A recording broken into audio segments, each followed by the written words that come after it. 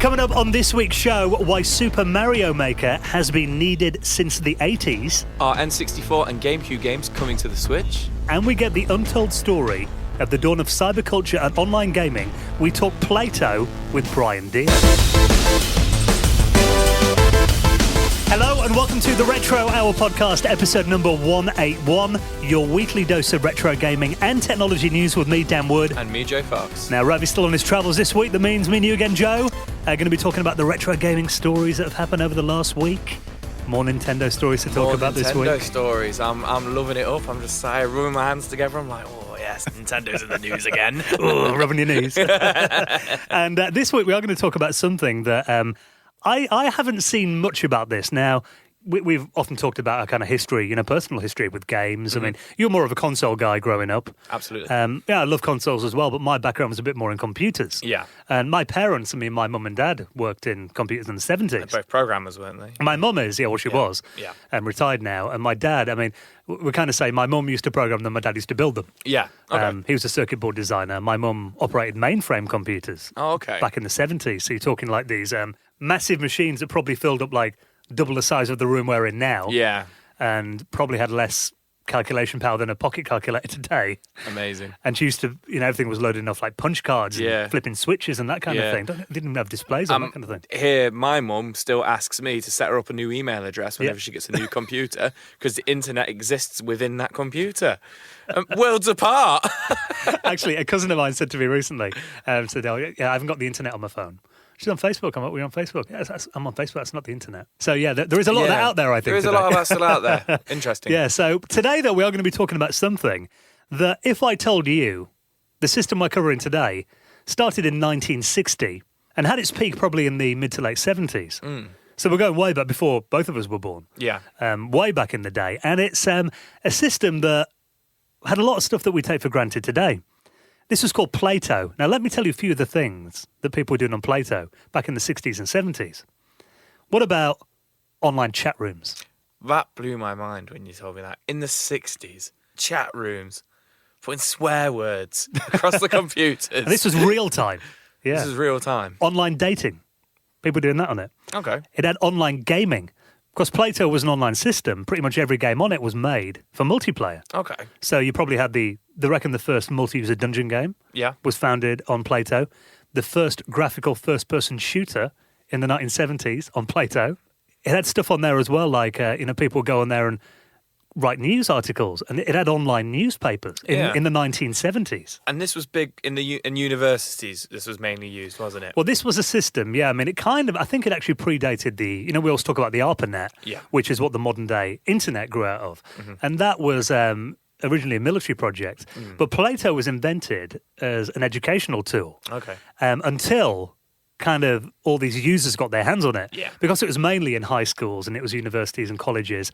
And it was a lot of teenage users, people in their early 20s, who suddenly discovered they had this kind of big ecosystem. This, like I said before, the dawn of cyberculture. Yeah. And they eventually took over this system and started making stuff like online gaming and chat rooms. And really it was, the stuff that the rest of us did probably in, from the late 90s onwards. These guys were doing in the 60s and 70s. That's pretty mind-blowing, actually, because you don't think, like, you always hear these stories about, the internet was made in the 60s and the 70s and stuff, and you always just think, but it didn't do anything, did it? We didn't do anything with it until the late 80s, the early 90s, but that's quite fascinating to hear that actually we did have all these things in real time as early as, and this was created in 1962. In 1962, I think, was a release of it, Okay. So it started in 1960, but it also had multi-touch screen. It had flat screen plasma display. So plasma display was invented for Play-Toh. Okay. And you remember when the iPhone launched? Yeah. The iPhone recently celebrated its 10th anniversary. Yeah. And I still remember, you can watch it on YouTube. Steve Jobs doing that introduction when he demoed that multi-touch on the screen. He's like, do we want to use a stylus? Oh, who wants that? We're going to use a finger. And everyone thought it was so revolutionary. Play-Toh did that 30 years earlier. Yeah. Figured out that the finger was the best tool to... Yeah, not even 30 years, 40 years, really. Yeah. Like, so far in advance of everything else. But the criminal thing is that this system is mostly forgotten. I've never heard of it. Yeah. I've been at computers all my life. I hadn't heard of it till recently. Yeah. And it really hadn't been documented. So today we're going to be joined by a really interesting guy called Brian Deer, who's written a book called The Friendly Orange Glow. Because Plato, it had graphics, but all the screens were like those amber displays. Oh, okay. So he talks about, looking in through, kind of like, there's rooms there, one room called the Zoo that he talks about in his book, where the university students would go in probably about midnight, and they could stay there overnight while, the computers weren't busy. And they'd lock themselves in, they'd go for breakfast, about 8 in the morning when the rest of the team came in to do actual work on it. But he said he'd look through and you'd just see like an amber glow and all these geeks playing online games at 2 in the morning. So sounds amazing. So we're going to get the story, the untold story of Plato with this week's special guest, Brian Deer. I think you're going to find this one really interesting and stuff that you've never heard about before. Really good. And his book's actually available on Amazon, so I'll put a link in the show notes to that. Now, we're also going to talk about some really interesting stuff like Infocom and Mario Maker as well that I've just picked up, Mario Maker 2 on the Nintendo Switch. I've not played it. Joe. I've not got a Switch. I'll buy you a Switch. Buy me a Switch. Before we get into that, though, proving that I haven't got any money, we actually do need donations to keep the show going. Just saying. So, doing a weekly podcast, it does come with its expenses. And anything we do get in doesn't go to buying Joe a Switch, I do promise. It all goes back into the running of this podcast. So if you'd like to support us and keep the Retro Hour podcast going every week, now we're 3.5 years we've been doing the show every single week. That is crazy. Haven't missed an episode. We've done a lot in those 3.5 years as well. The fact that we can keep doing it this long is really thanks to you guys helping us out with the running of the show. Now, if you would like to support the podcast, you can make a little donation of any amount, and all of it, 100%, will go back into the running of the show, help pay for our expenses, studio time, hosting, all that kind of thing, website hosting. So if you'd like to make a donation via PayPal, you'll find the link on the supporters section of theretrohour.com, or you can do it direct from your app. It is paypal@theretrohour.com. And any amount will earn you a shout in a future episode on the Hall of Fame. Just like this week, Jean Runard Guthier, Brian Darling, Andrew Ellis, and Gareth McKee, who all made donations into the running of the show. And if you'd like to do the same, please do. You'll find it at theretrohour.com. Now, we're talking about Super Mario Maker there. I love the original on the Wii U.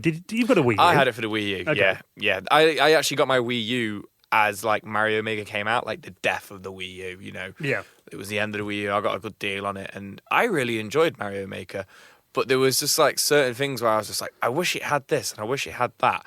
And I can't think off the top of my head, but I'm sure these things are now going to be in Mario Maker 2 because there was so much to do in Mario Maker, and then Mario Maker 2 came and I was a bit well, how can you top that?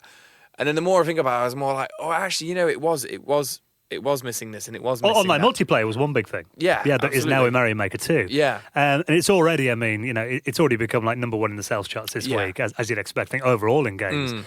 But there is an interesting article I was reading on The Verge, and they're talking to a guy called Takashi Tezuka, who was one of the producers. He was the assistant director on the very first Super Mario Brothers game back in the mid-'80s. And he talks about the process of designing levels on that first NES game. Yeah. And he said how laborious it was and how long it took them. So, you think today, the amount of tools that we have, we kind of take it for granted. He talks about the fact that what they'd have to do to make a Mario level in the first game, they'd have to sketch out the entire thing on graph paper. I've seen the pictures of it, and it's all around the boardroom, going around the walls, and they've got this long, and it just looks amazing, but it's all hand drawn. It's like a storyboard. And how long was that taken? Yeah, exactly. It was taking them days and days to do that, just to plan it out before they even start thinking about programming it and stuff. Yeah, and then after that, you'd have to take it, to another department, explain it to the programmer, give him the graph paper, you'd have to translate it into machine code, get it into the game. It was a really long process. And he actually says that what he always wanted back then was something like Mario Maker. He envisioned this back in the mid-'80s. Just something, you could just drag and drop it and just go, I want that there, I want this here. Which, makes complete sense. And apparently they did, as kind of, the later Mario games kind of came along. They actually came up with Mario Maker as an internal Nintendo project. Yeah. To make levels for Mario. Yeah. And then I think someone actually saw it and said, actually, this is actually loads of fun. We should put it out as a game. Yeah. And that's kind of the story of how Mario Maker developed. I would imagine by the time they kind of got to the SNES, the 16-bit kind of era, they would have had some sort of way of just kind of not necessarily dragging and dropping, but just kind of going, right, we put that there. Okay, we want this sprite, so we just chuck that there. Do you know what I mean? Yeah. More copy and paste kind of thing. Yeah, I would imagine that started to happen. And like you say, people probably started having fun with it. Yeah. And then especially you know, as they start kind of like, as retro became really popular again, like you say, somebody's just looked at it and gone, we can market this. We've got a goldmine here. Well, it's a game that is, what I think is genius about it is there's unlimited replay value. Yeah. Because you can always make new levels and you can always play other people's levels. It depends how imaginative you are. I always make mine way too hard. I can never finish it. Me and the wife, we got when we got into a habit of like, if one of us was at work, the other would be at home, not like doing the housework or anything, making levels. and I was getting excited to come home to the levels my wife had made me. They were never that hard, bless her. And then I would make it like the super difficult levels and watch her struggle and not even get 2 seconds into them, to then be like, give it here, let me play it, like kind of thing. Joe, you haven't eaten for a week. Get off Mario Maker. So, I think this may be the time for me to get the Switch and start playing this and live out the dreams of, how do we say his name, of is it Tezuka? Oh, your guess is as good as mine. Tezuka. Yeah. Start living out his dreams in the 80s of having a Mario Maker. Yeah, I mean, it is a wonderful platform anyway, the Switch, for games like that. And the only thing I find is, with the Wii U, because you had a separate touchscreen controller, when your Switch is docked and you're playing it on the TV. So I've got the game. I haven't opened it up to play it yet, but I'm wondering now, is that going to work too well? Or you have to kind of do it with the Joy-Con? It'll be fine on the handheld. On the handheld, but when it's docked, that's a good point. Yeah, I've got it still in the shrink wrap. I haven't opened it yet. You'll have to let us know next week. That's my job this weekend. That's your job this weekend. Now, there is something amazing that I've just been looking through. The reason I probably haven't played Super Mario Maker 2 is because I've been looking through the archives of the Infocom cabinet. Okay. Now, Infocom were a legendary company back in the 70s and 80s for text adventure games. And they did stuff like the Zork series, Planetfall, and one of my favourite text adventure games, Hitchhiker's Guide to the Galaxy. Mm-hmm. Now, this was a game that Infocom released in the mid-'80s on loads of platforms, and Douglas Adams, the guy behind Hitchhiker's Guide, was involved in it, and a guy called Steve Moretsky. But now, it turns out that Steve actually saved a hell of a lot of stuff from Infocom, and he's essentially got the contents of all their filing cabinets. It's literally just scanned in as well, isn't it? Yeah. He's just gone through it all, kind of like article by article, and I wouldn't be surprised if you're just going to find like some accounting like receipts here or something like that. Well, the one that really caught my attention is, it's the first one. It's on archive.org, and the whole collection, you can browse through it, all of there is PDF files. The Hitchhiker's Guide to the Galaxy one, and now you think about this, it was a text adventure game that fit on a single floppy disk. Yeah. I don't think it even filled like, a quarter of the disk. It's probably about 200 kilobytes or something. Okay. You're thinking, well, the design documents for that can't be that big. 590 pages long. Wow. Of A4. Yeah. And you're looking through it, and what is fascinating is it's got different, you look at the first page, and it's all the dates of the compilations of different revisions of the game. Yeah. And they're all written, the date that it was done, what number of revision it is, how many bytes it is, how many objects and stuff are in there too. And a lot of this is handwritten. I was going to say, I'm just flicking through it now, and I got to page 24 or something like that before it actually became. And now I've just flicking through it, and it's become handwritten again. So that's pretty amazing that he's kept all of that. And you're looking through, and there's a vocabulary in the game, and they're talking about like all the different design decisions. What is interesting about this is it is a real snapshot of game development in the mid-'80s. Yeah. And when it was, we were talking about Mario a minute ago, that graph paper thing. This is essentially the text adventure version of that. Yeah. The whole thing's written down in biro, which is like nuts. We've got newspaper clippings in here and photocopies, of books and stuff like that. Pages and pages and pages and pages of it. And, I imagine if you're a real super fan of something like, Hitchhiker's Guide to the Galaxy, this is like a real, treasure trove of just like information just to sit there and look through at night. Do you know what I mean? I can imagine that being people just being absolutely amazed by this, because I'm looking at it and it's just like, it's not something I'm massive on, but this is it's pretty damn cool. And that game was brutally hard as well. Yeah. You'd do something that was just, completely logical, and you'd die for the stupidest reason. You'd always laugh, but you'd be like, oh, damn, if you didn't save the game. Yeah. But also, at the end of this, there's like a section where they've got, they've given it to people to play the game, and they've got feedback off them to see what they think. So you can see like the feedback notes from playtesting and things. So it's really interesting. Like I said, I was going through it this morning.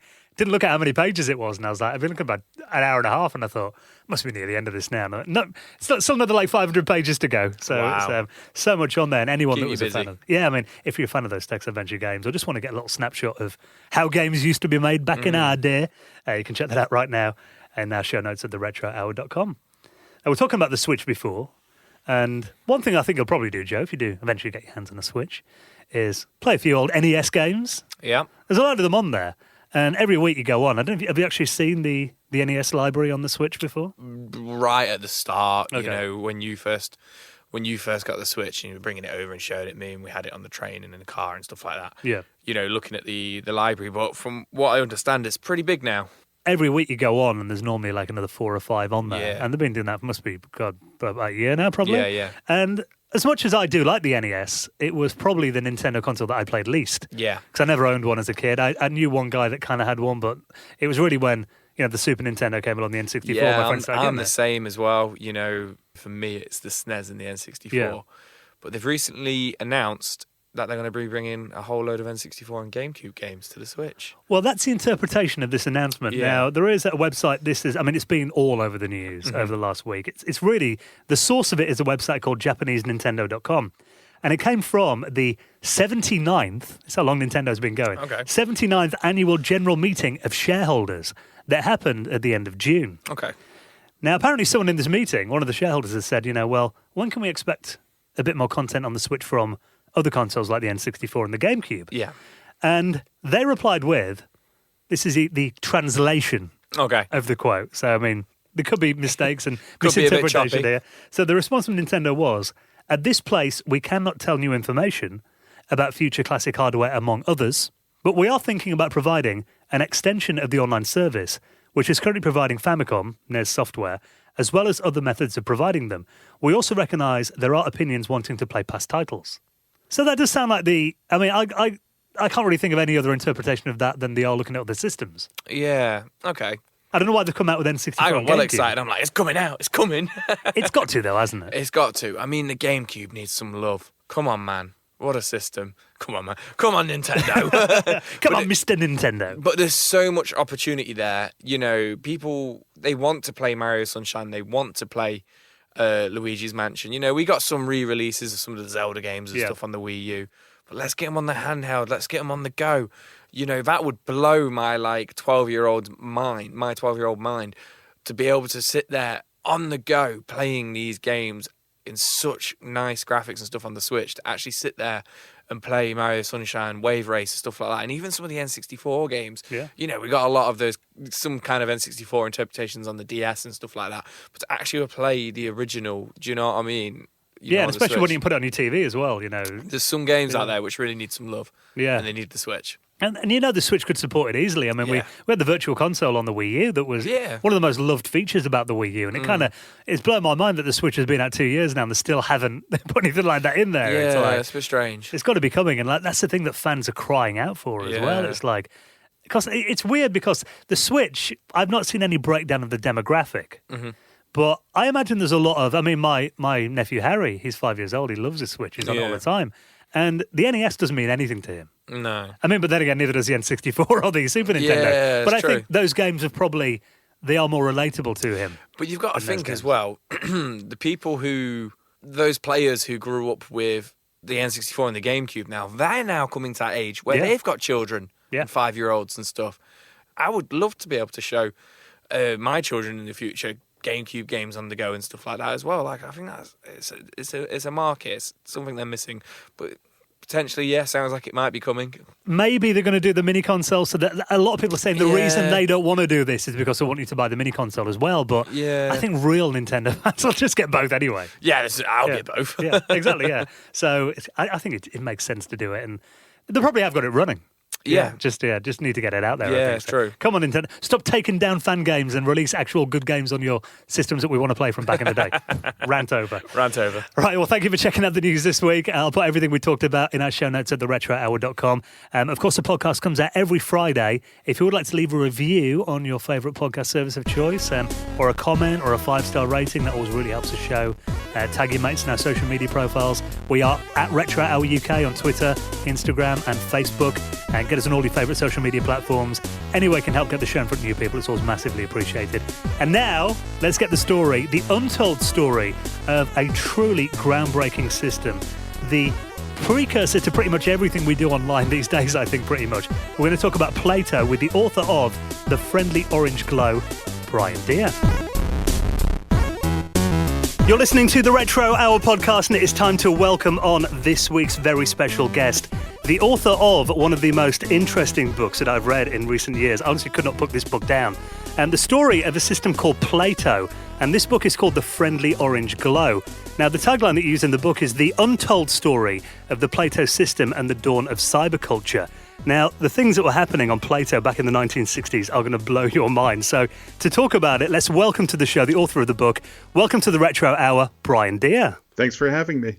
Now, let's just quickly summarize. I mean, obviously, we'll get a bit more into the details of exactly what Plato was and what it did and your experiences with it. But can you give us a quick summary for people that might not be familiar with it? What was the Plato system? So the Plato system was built starting in 1960 at the University of Illinois, Urbana-Champaign, Illinois.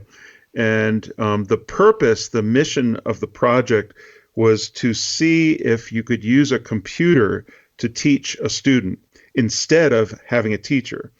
And you have to understand, in 1960, there were very few computers in the world, and that did not scare off the leader of the project, Don Bitzer, who at the time was 26 years old and had just gotten a PhD in electrical engineering.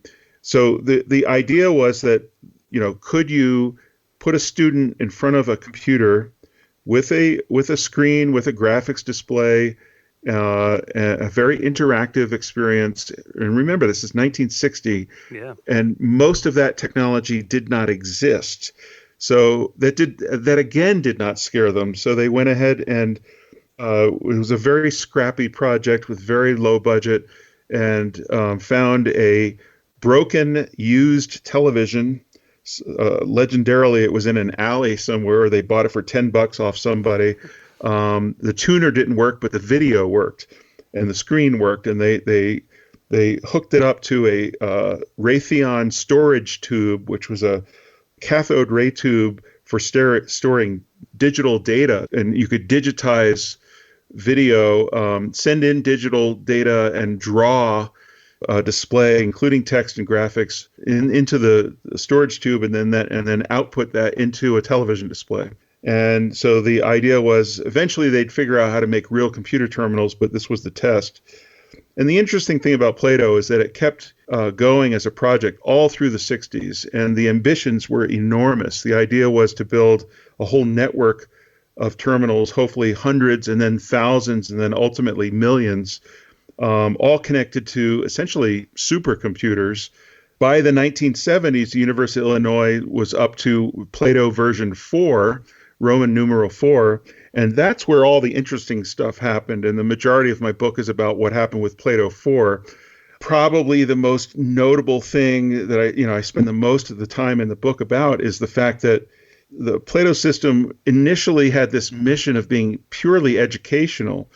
But the great irony of the story is that the very students who were exposed to Plato discovered that this was an amazing platform for not just education, but for fun. It turned out to be a fantastic platform for developing games and interactive social applications. And so starting around 1972 or so, you start seeing the beginnings of the very students at the University of Illinois and local high schools in Champaign-Urbana, Illinois, realizing that, you could actually develop your own stuff on this system and share it with others.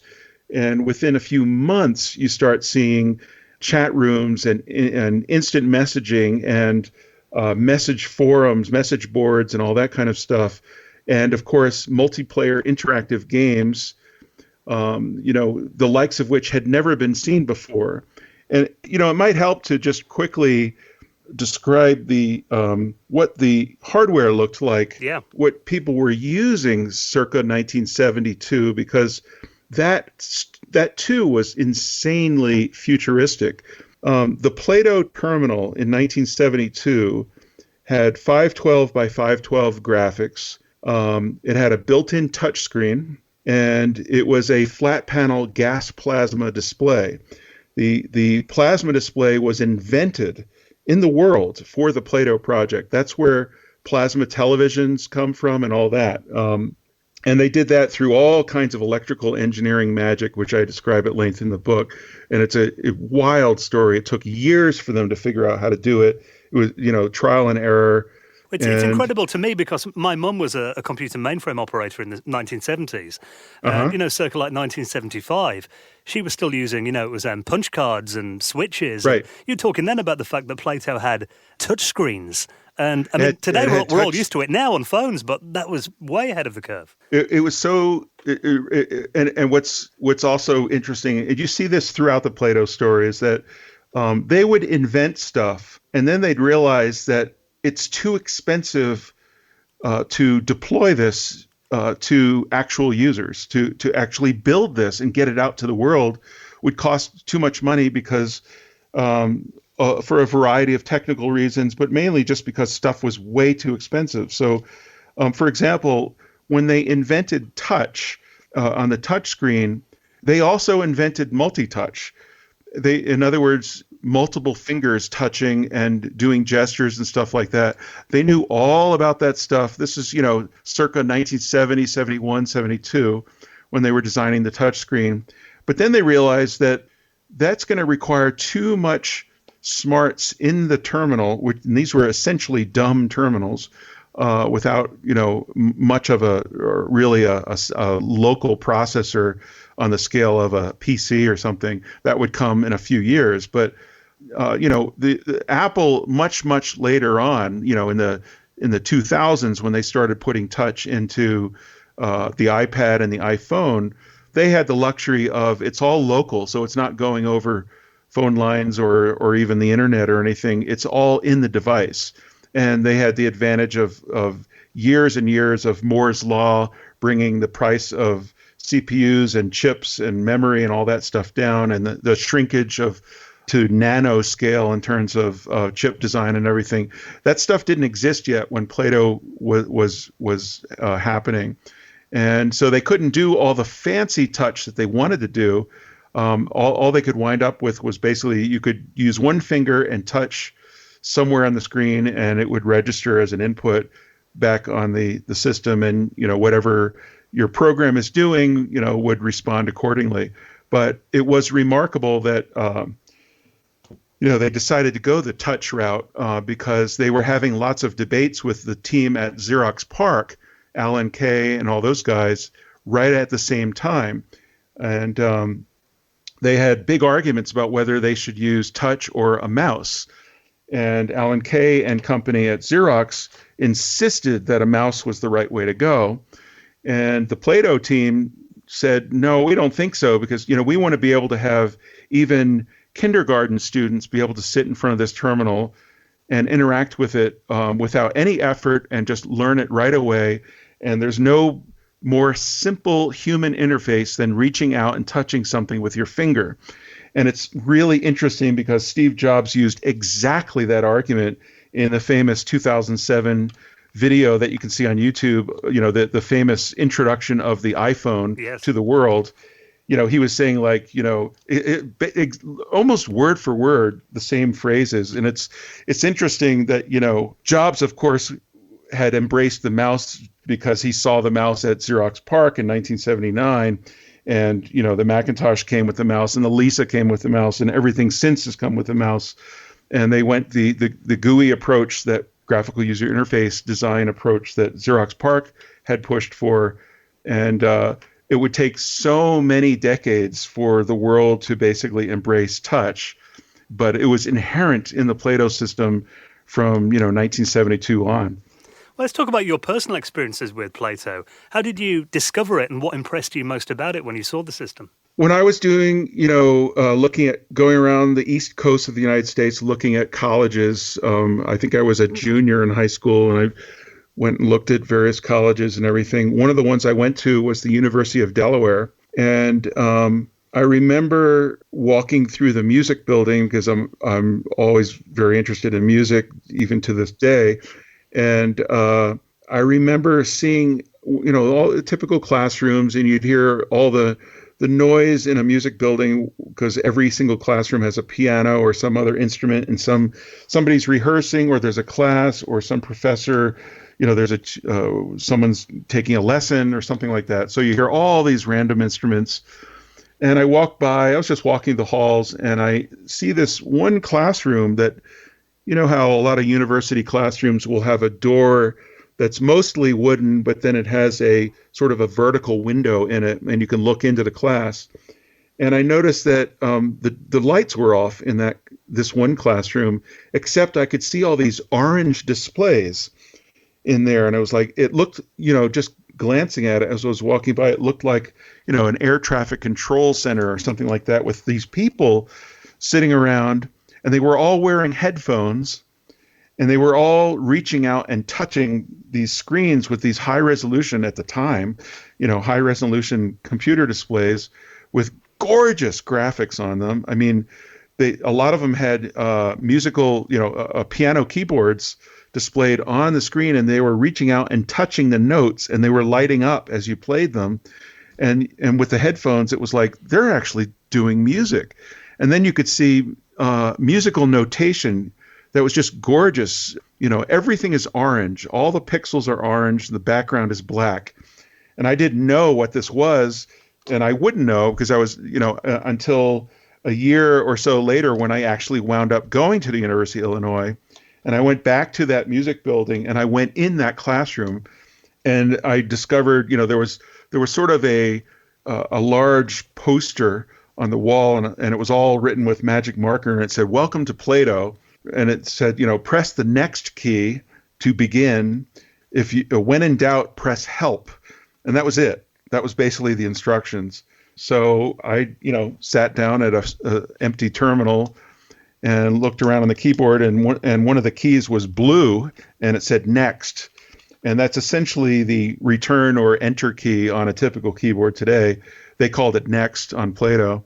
And I pressed it, and I got this welcome screen with a graphical clock on it, and it said to sign in. And there were some other instructions in the room that said, if you don't have what was called a sign-on or an account, use demo. And so I typed in demo and everything, and then I got to these demo menus, and you could go listen to music, and you could there were various demonstration programs to show what Plato could do. And I was just completely blown away. And I kept going back day after day, week after week, and I discovered there was a whole Plato project, a whole laboratory. There were teams of people, and there were even jobs available, and student programmers and stuff like that. And so in order to get one of those jobs, you had to take some of their programming classes, which I did. And all this time, I'm discovering things like, a lot of the people aren't actually working at these terminals. They're goofing off. They're yakking with people. You'd see their fingers flying at the keyboard, and then you'd see, they're actually in an interactive chat with somebody, and a line above them on the screen, someone else somewhere else on the system, someone is typing really fast, and they're having a conversation, and then occasionally someone in the room would break out laughing. And it was like, what the heck is all this stuff? And I slowly discovered that, in addition to this being an educational system, this is a place where people are actually yakking and communicating and playing games and writing stories and posting in forums and debating politics and talking about television and movies and anything you can imagine. It was all going on. And so it really just kind of blew my mind. Now, I'm a freshman in college, and I also took a computer science class. It was like Intro to COBOL or Fortran or something, and that was all on punch cards. And I had to do my homework on punch cards. But I was already exposed to Plato, where they had text editors on screen, and you interactively worked on screen, and then you could print stuff out. And so the whole notion of using punch cards and then going back to Plato, it was like, this is nuts. It was so jarring. Plato was so far advanced, and clearly this was the future. Well, talking to programming languages, while you're on that, you mentioned about those traditional languages, but Plato kind of going a bit more into the ease of use and how it was designed for users. It actually had a programming language called Tutor that allowed the users to make their own programs featuring graphics, and obviously with that, I imagine, came the games as well. Right. And Tutor is a really interesting story because to computer scientists to this day, if you mention Tutor and they know about it and they've heard about it, they will scoff and dismiss it as an abomination, essentially. I sat down and interviewed Alan Kay at Xerox PARC many times for the book, and he very famously created the Smalltalk language, which is what the Xerox PARC early computers like the Alto and stuff, all of that stuff was written in Smalltalk, and which is a object-oriented language, so completely different than Tutor. Tutor was a fairly primitive programming language from computer science perspective. It was kind of inspired by Fortran, but it was designed for one specific mission, which was to help non-technical people be able to create interactive lessons and experiences for students on the Plato system. And so things that would be pretty significant chores in another programming language, for example, to just say "Hello World" on the screen, were a piece of cake in Tutor. If you wanted to put the word "Hello World," phrase "Hello World" somewhere on the screen, it took 2 lines of code, and you could then do all kinds of interesting stuff with it. You could change the size, you could rotate it, you could put it in different text fonts. And there were all kinds of powers like that would have, and then of course there was a whole suite of graphics commands to draw circles, lines, squares, filled in areas, all kinds of crazy stuff. And in addition, there were tools to create bitmap images. And what's interesting there is there was a tool called the Character Set Editor, which basically let you design your own text fonts. Xerox PARC saw that. They were constantly coming over to the Plato project at the University of Illinois from California, and the Illinois people would go out and visit the Xerox people from time to time. So there was a real collegial relationship between the two labs, something that has never been documented before my book. I mean, I have a whole chapter about the history of Xerox and Plato, which is really extraordinary because Alan Kay actually got the idea for the Dynabook, the famous, original idea for the iPad. Essentially, that idea came to him when he saw a demo of a very early prototype of the plasma display at a conference that was held at the University of Illinois in 1968. It's just interesting how someone once described the Plato project as the Forrest Gump of computing, which I thought was hilarious and so apt because, in that movie, he keeps popping up at all these important eras in history, and of course it's all fictional, but, there he is shaking hands with the President of the United States in the Oval Office, and he's in the Vietnam War, and he's in this famous incident and that and all that. And Plato was similar in that it kept popping up all over the place in the world of computing, and yet it stayed largely ignored. And that in its own right is an interesting story. But, getting back to the Tutor language was very specifically written for Plato, and it had some interesting capabilities because it was running on a mainframe. There were very simple tools that let you create programs that could share memory with other programs. One of the things that emerged out of that is the ability to essentially write a game with multiple users in it. Because you could have one set of memory that would update the score, for example, and the positions of spaceships or whatever it is in the game or whatever, and the status of every player in the game. That exploded overnight practically. It became kind of a badge of merit to burst into a party somewhere in Champaign-Urbana, Illinois in the early 70s and say, I have a new game and check it out. And your game, it was almost like, the top 40 hits of the week. how many games there were and how they would come and go in terms of popularity. There might be some game that everyone played on a Friday night, but by Saturday night, someone else had come out with a competing game that was even cooler, and everyone dropped the first game and went to the second, and that went on for years. And of course, the only way to create a truly popular game that would stick is to create something that was much more sophisticated and required a lot more work. And so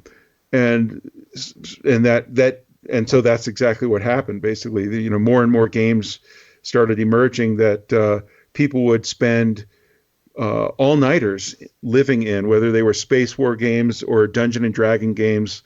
And again, the funny thing about the whole Plato story is you typically will find not only early examples of all these kind of, the games that we take for granted today, but they are typically happening years before even the history books talk about early computer games, because Plato was so ignored outside of the sphere of people who used it, that it never actually got into the history books. And so, you can go to a computer game developer conference or, the history track or something like that, and you'll never hear anything about Plato. And this would go on for years and years and years. Kind of drove me crazy because I saw it all, and I was a late arrival, showing up in 1979 on Plato. That was even past its golden era. Well, there is one chapter in the book that I found really fascinating, and that was about the story of a game called Empire. You mentioned about the online gaming there. I mean, I think my first online gaming experience probably wasn't until like Doom in the mid-90s. But we're going back 2 decades before that now. Empire, this was a space game with up to 32 players online at once.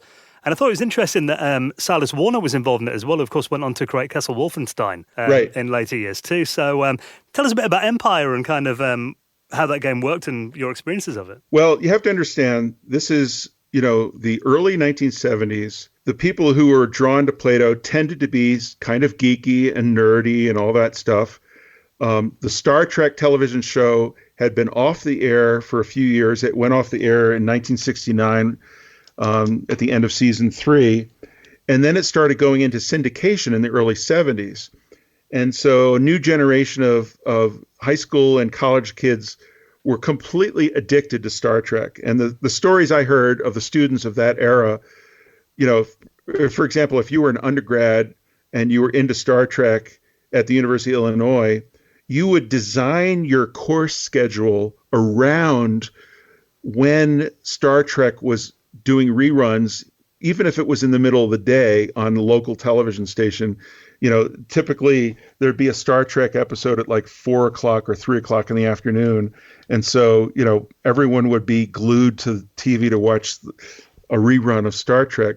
So Trek was everywhere. It was just part of the culture. And so that got reflected in some of the games. And this one game, Empire, has a very long, interesting sort of evolution.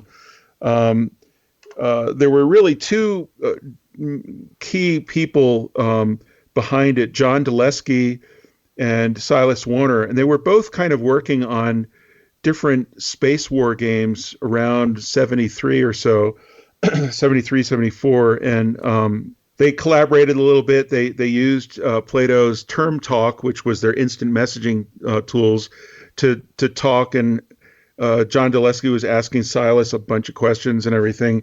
Eventually, Silas decided to spin off his version of the game into a different direction, and John Dulesky kind of took it on as a project, and it became known as Empire. And it went through a whole bunch of versions. But there were basically, Federation starships and Romulan ships. And I think originally there were Vulcan ships and Klingon, of course. And all the cool kids played Klingon, of course. You were considered, it was really funny over the years how if you joined the Federation team, that was considered really, dorky and, because you were, people would mock you like you're trying to pretend you're Captain Kirk and all this stuff. But of course, if you were a Klingon or a Romulan, The Romulans had the most powerful weapons, but the slowest ships. The Klingons and the Federation ships were equally matched. And then there was another team called the Orions, who had the weakest weapons, but their ships were the fastest.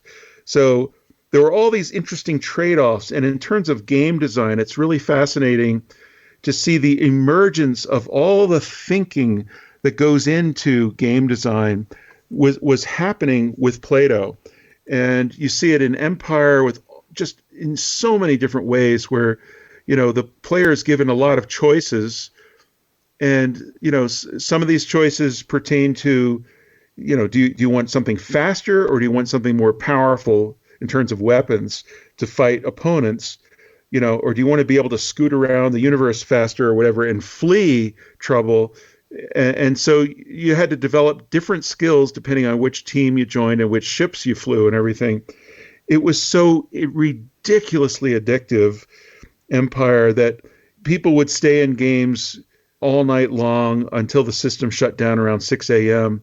for maintenance. And then they would run off to, restaurants and have dinner at 6 a.m. And so you would go to places like Sambo's or Denny's or other places that were all-night diners. And it's funny because apparently the restaurants kind of dreaded when the Empire kids would come in because, they would order things like steaks, and full, huge meals at 6 a.m. when everyone else they're serving is, sipping on coffee or having bacon and eggs. They would take over big tables and discuss and debrief on all of the games that they had played. There was a great anecdote that I heard from one guy who was famous in the Empire scene at Illinois during these years. It was the Federation team, and they were sitting around a huge table and discussing how they had been defending Earth all night long from an onslaught of enemy ships and everything, and they had finally defeated them in a great victory and conquered the universe and all this stuff.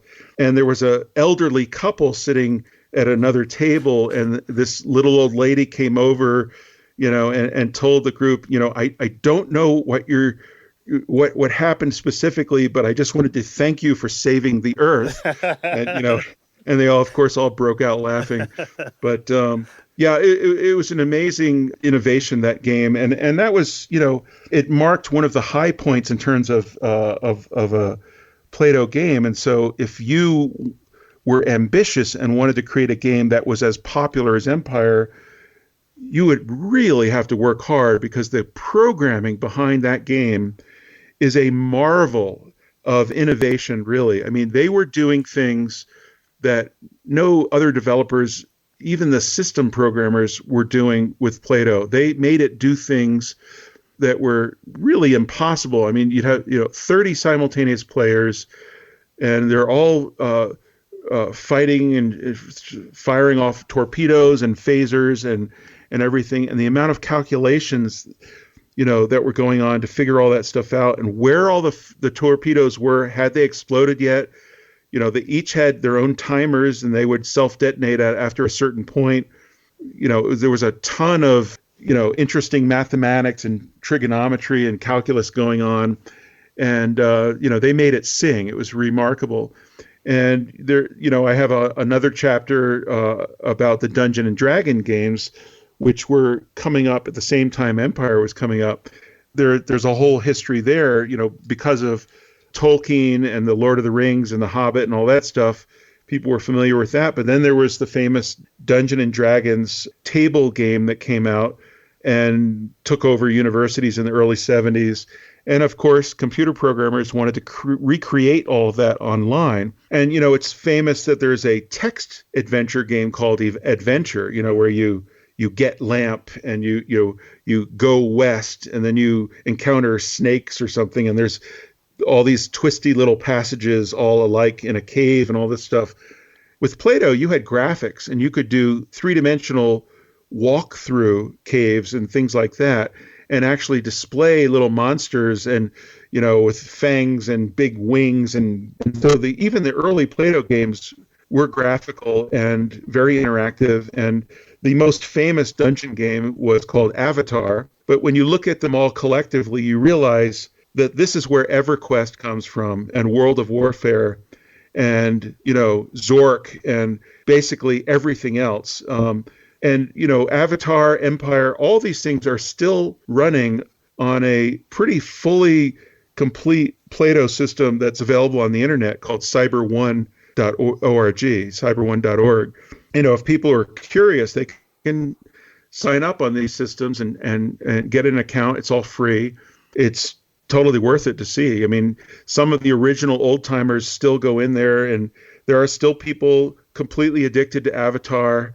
Well, I was even reading that the first online first-person shooter game probably started on Plato as well, a game called Spasm by Jim Bowery. Right. Yeah. And that was just a phenomenal game because it was really three-dimensional, and it rendered stuff in 3 dimensions. It was very slow because the bandwidth to send data back to the terminal display from the central mainframe, which was a control data cyber supercomputer.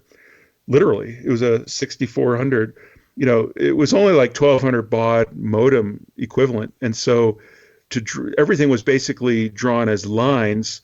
If you saw a planet out there or something like that, you'd see a circle, and as you approached it, it got bigger and that kind of thing. And it did all the calculations correctly, so it really felt like 3D. It is there was even a game called Future War, which is remarkable in that it's kind of like a first-person shooter game that eerily is reminiscent of parts of Doom and other games that would come out years later. And there's always been some suspicion among many Plato game developers that their ideas would be directly lifted into the PC gaming world. And, I went and tracked down, the authors of these games, including Carmack and all those guys who built Doom. They will admit they knew about Plato, and that, occasionally you'll hear that there were Plato terminals in some of these game development companies. Atari had Plato terminals. It's an unsolved mystery how coincidental certain aspects of much later games showed up on Plato 25 years or 20 or something like that beforehand. Well, there is one really funny chapter of your book talking about Empire, kind of following on from that. I mean, you said it was based on Star Trek, and Leonard Nimoy, Spock, actually got to see Empire and Plato. So what happened there is, after Star Trek, Nimoy was kind of typecast and had difficulty getting other roles, and because he was so immediately, the only thing missing were the pointing ears. And but Nimoy was Spock, and he hated it, and so he decided to go and do stage acting for a long time, and he went around the country and did all kinds of roles. One Flew Over the Cuckoo's Nest, and all kinds of famous Broadway shows and everything. And he typically was the star, of course. And he wanted to show that he's a real actor, and that because the Star Trek thing had just really kind of ruined his career in a way. In 1974, he happened to be playing the lead role in One Flew Over the Cuckoo's Nest at a tiny little but very popular theater in tiny town in the middle of nowhere in central Illinois. And it was about an hour away from Champaign-Urbana. And so, since Champaign-Urbana was the biggest town around, one day to promote his new play, he came and did a media day with, meeting with television and reporters and things like that. Somehow, the University of Illinois and the Plato lab heard that he was in town, and so that got added to his itinerary. So he was invited to come and get a tour of what was called the Computer-Based Education Research Lab, which was this funky brick old building, which was the birthplace and home of Plato. And he got a tour of the different floors of the building, and was invited up to the penthouse where all the cool kids hung out. And that's where they did music programming. And, of course, everyone had a terminal on their desk. And they showed Nimoy Empire and three-dimensional chess, And what was really funny, I spoke to a lot of people who remember the Leonard Nimoy visit. I would be bringing it up to these people who had not heard about it for 30 or 40 years. And the first thing they would tell me is like, oh, he was drunk, or he smelled of alcohol. And even Don Bitzer remembered it that way. It was really funny. That was the first thing he thought too, when, you know. And so if you were a diehard Star Trek fan and you were 17 or 18 years old, and in walks Leonard Nimoy to your office at the Plato Lab, you know, first of all, you're in complete awe, but then you're in shock because he doesn't have his ears. He's not wearing his Federation, you know, blue and black uniform. He doesn't have the boots on, you know, and all the rest. He doesn't have the weird haircut. And it's not Spock, but it is. And here was Leonard Nimoy with a scruffy beard, wearing glasses, and just a regular guy. And so that kind of drove the Plato people crazy. And then they discovered, he confessed when they showed him this gorgeous chess game that was on full graphics of, you know, there were knights and rooks and kings and queens and pawns, and it was all graphically rendered. And you could play against the computer, and the computer was wicked smart. Nimoy looked at it and it's like, you know, he had to confess that he didn't know how to play chess. And that just devastated the Star Trek fans in the room because, you know, you're Spock. You're like the greatest chess player of all. So it was this gigantic disconnect between the fans and the actor, and it was just really, really funny. I tried for years to interview Leonard Nimoy, but his agents and his protectors wouldn't let me get near him. And it's too bad because I think he would have probably been very charming and been amused by hearing about what the effect was on all those students back then. It's interesting that within months of that event, he came out with a book called I Am Not Spock. That was his autobiography. And then years later, he relented and came out with a second book called I Am Spock. And he kind of decided that, you know, it was okay after all. I think it was after he had success back in the Star Trek movie series. So, you know, in the end, everything worked out. But it was a remarkable event. There were other famous people that would come through the Plato Lab, like half of the comedy act, Firesign Theater, which was all the rage in colleges in the 60s and 70s. Two of them showed up and got a tour of Plato. And, you know, there were dignitaries and governors and, you know, mayors and all kinds of elected officials and executives and entire entourages, busloads of Japanese engineers and scientists would come through and take photos of everything they'd see to take it back to Japan and try to replicate it. And in fact, it was Japan that made the plasma television possible. They're the ones who came, you know, Fujitsu came out with the plasma vision in the 90s, and then Panasonic and everybody else started creating plasma televisions, and that those were based on the same patents that the Plato people had created way back in the mid 60s. So, you know, Plato had all kinds of influence, both in hardware and software and everything. And yet all of that got almost lost to history. And I felt like it was almost a mission that I had to try as best I could to capture as much as I could and get it into a book before all these people died off. You know, we're left with a mythology that is largely Silicon Valley centric, but largely inaccurate. And, you know, I felt that was important to try to set the record straight. If you think about it, there are probably 20 or 30 or 40 books written about Steve Jobs, Wozniak, and the founding of Apple, and an equivalent number of books on Microsoft and Google and Facebook and Xerox PARC and anything from Silicon Valley and Hewlett Packard and all that. And my hope is that, you know, someday there will be a bookshelf full of Plato-related books as well. We need Plato the movie next, I think. Yeah, absolutely. You know, it's funny. I did actually write the book in such a way, you know, it's something like 28 chapters or whatever. And I was thinking it could be a mini series of like 26 episodes because each chapter is very episodic, and there's so much. We're talking about almost 50 years of history with Plato. People don't realize, it started in 1960, and in fact, the first chapter of the book doesn't even talk about Plato. It talks about what led to Plato before that, with B.F. Skinner and all kinds of experiments, with teaching machines and stuff like that, and going all the way back to the 20s, but then largely the 1950s with Skinner. I mean, it's a vast, vast history. I know another author who's working on a book called Teaching Machines, Audrey Waters, and shout out to Audrey and her new book. It's not out yet, but I believe it's going to be called Teaching Machines, and it will go into a lot more history about the very early days, what essentially has become called educational technology, of which technically Plato was a very large part. Arguably, there were capabilities on Plato that still haven't been replicated, even in the very latest stuff today. And so, it's another reason why it was important to try to save some of the history before it all got lost.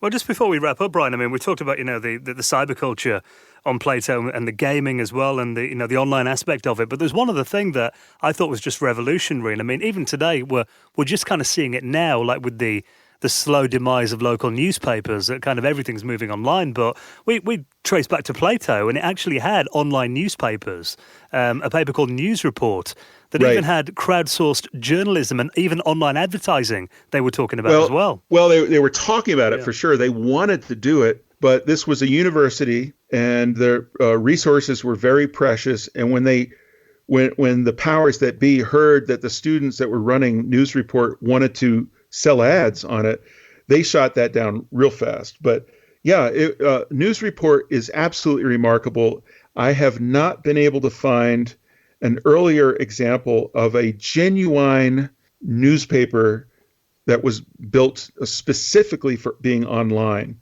There were videotex services emerging in the 70s, both in the UK and in France, like Minitel, and they typically had news wires on them, and so there would be headlines and stuff like that.